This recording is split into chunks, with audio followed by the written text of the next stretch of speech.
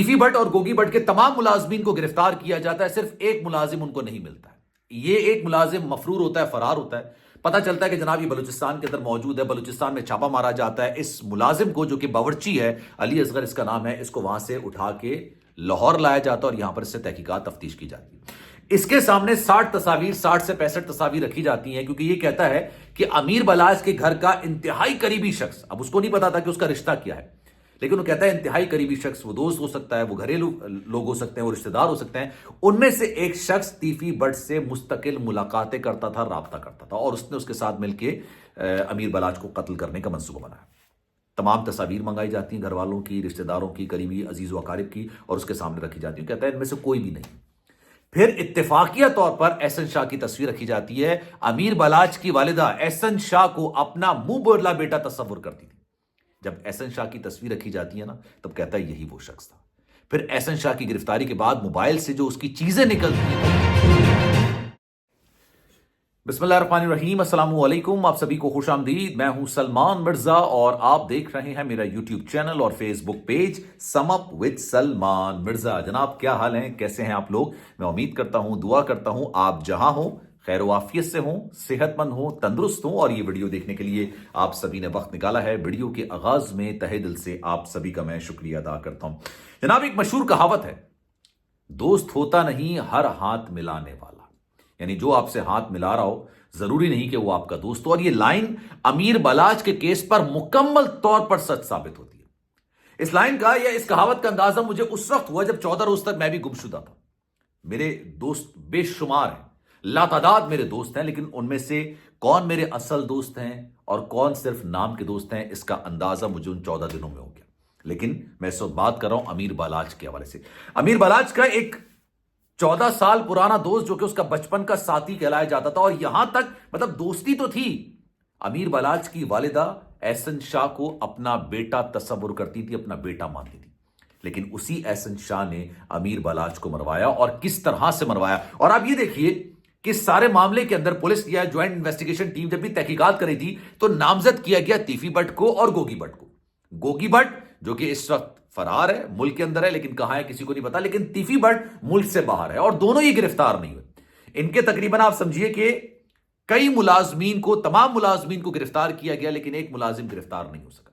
आज मैं आपको बताता हूं कि एहसन शाह गिरफ्तार कैसे हुआ। उसके मोबाइल से जो चीजें निकलकर सामने आई, वो इंतहाई हैरत कर देने वाली है कि एक इंसान जो कि एक दिन पहले अपने बचपन के दोस्त को रोज़ा रसूल की जियारत करा रहा था और वहां पर मौजूद था वहां पे, और उसके बाद वो आंसुओं से रो रहा था, फिर उसके जनाजे पर भी झगड़ा किया, लेकिन उस शख्स को गिरफ्तार कैसे किया गया, उसके मोबाइल से क्या क्या चीजें निकलकर सामने आई, और किस तरह से सारी कहानी एहसन शाह तक गई। आज की वीडियो में जरा डिटेल पर इस पर बात करेंगे, लेकिन आगे बढ़ने से पहले आपसे गुजारिश है, अगर आपने मेरा चैनल सब्सक्राइब नहीं किया, सलमान मिर्जा ऑफिशियल, मेरे यूट्यूब चैनल को सब्सक्राइब जरूर करें, बेल आइकन जरूर दबाएं। कोई बात अगर आप कहना चाहते हैं तो इंस्टाग्राम पर आप मुझसे राब्ता कर सकते हैं, salman.mrza, ये मेरा इंस्टाग्राम अकाउंट है। चाहें तो आप फॉलो कर लें। जो आप मैसेज करेंगे इंशाल्लाह मैं आपके मैसेज का रिप्लाई जरूर करूंगा। अमीर बलाज एक शादी में जाता है, और उस शादी के अंदर उसको बेदर्दी के साथ गोलियां मारकर कत्ल कर दिया जाता है। पुलिस नामजद करती है 2 लोगों को, जिसमें से एक टीफी भट्ट होता है और एक गोगी भट्ट होता है। इनके मुलाजमीन को उठाया जाता है, तकरीबन तमाम मुलाजमीन को उठा लिया जाता है, लेकिन एक मुलाजिम जो कि बावर्ची है और बड़ा करीबी है टीफी भट्ट का, यह गायब होता है। बलूचिस्तान के इलाके में एक छापा मारा जाता है, और छापा मार के इस शख्स को गिरफ्तार किया जाता है, और उसका नाम होता है जनाब अली असगर। ये पेशे से बावर्ची है और टीफी भट्ट का बड़ा करीबी तस्वुर किया जाता है। इसके सामने बिठाया जाता है और जनाब इससे तफ्तीश की जाती है, और ये कहता है कि जनाब अमीर बलाज का एक बहुत ही करीबी शख्स, घर का जो घर में आना जाना है, घरेलू बंदा था, और वो उसने टीफी भट्ट के साथ मिलकर मुलाकातें की, और मुलाकातों करने के साथ उसने अमीर बलाज के कत्ल का प्लान बनाया। अच्छा, पुलिस या जो इन्वेस्टिगेशन जो टीम है वो हैरान परेशान हो जाती है। वो उनके घर के जितने भी अफराद होते हैं, रिश्तेदार होते हैं, करीबी दोस्त होते हैं, उन सबकी तस्वीर मंगवा लेती। 60 से 65 के करीब तस्वीर मंगवाई जाती हैं, और अली असगर जो ये बावर्ची है टीफी भट्ट का, इसके सामने रखी जाती हैं, और कहते हैं जनाब बताइए कि इसमें से कौन सा वो शख्स है जो कि टीफी भट्ट से मुलाकात करता था। अच्छा, वो तमाम तस्वीर को बगौर देखता है, लेकिन वो कहता है कि इनमें से तो कोई नहीं है, इसके अलावा कोई शख्स है। अच्छा, पुलिस जब अमीर बलाज के घर वालों से राब्ता करती है, तो वो जितने लोग उनके करीबी होते हैं ना, घर में आना जाना जिनका होता है, सबकी तस्वीर वो दे देते हैं, लेकिन जो ये बावर्ची होता है कहता है कि नहीं, इसके अलावा कोई शख्स है। फिर जनाब ایک تصویر دی جاتی ہے اور وہ تصویر ہوتی ہے احسن شاہ کی, اور وہ بھی ایسے دی جاتی ہے کہ یار اس کو بھی دکھا لیں, حالانکہ شک اس پر بالکل نہیں ہوتا, کیونکہ امیر بالاچ کی والدہ ایک شخص کو, اس کے دوست کو, یعنی امیر بالاچ کے دوست کو اپنا بیٹا تصور کرتی ہیں. ان کے وہم و گمان میں نہیں ہوتا کہ یار جس کو انہوں نے منہ بولا بیٹا بنایا وہ ان کے اصل بیٹے کو قتل کرانے میں معاونت کرے گا.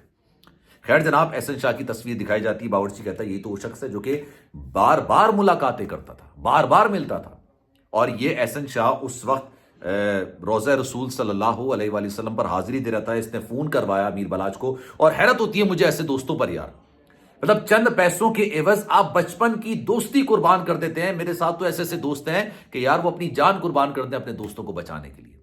لیکن خیر ایسے لوگ بھی ہوتے ہیں, احسن شاہ جیسے بھی.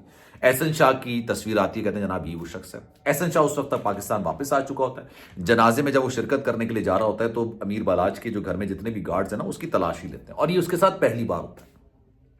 پہلی بار وہ دیکھتے ہیں کہ جناب میری تلاشی لی جا رہی ہے احسن شاہ, اور اس پہ وہ احتجاج کرتا ہے, کہتا ہے کہ بھائی میری تلاشی کیوں لے رہے ہیں آپ. لیکن جناب امیر بالاچ کے گھر والے کہتے ہیں کہ پروٹوکول وہی ہے جو سب کے لیے وہ آپ کے لیے بھی. پھر وہ اس پہ ناراضگی کا اظہار بھی کرتا ہے. اب یہ سوچئے کہ امیر بالاچ کے جنازے کو کندھا بھی دیتا ہے وہ شخص جس نے اس کو مروانے میں سب سے اہم کردار ادا کیا. اچھا جی, اس کو احسن شاہ کو گرفتار کیا جاتا ہے, پکڑا جاتا ہے. اس کے موبائل سے جو چیزیں نکلتی ہیں نا اس سے انویسٹیگیشن جو ہے وہ مزید آگے بڑھتی ہے.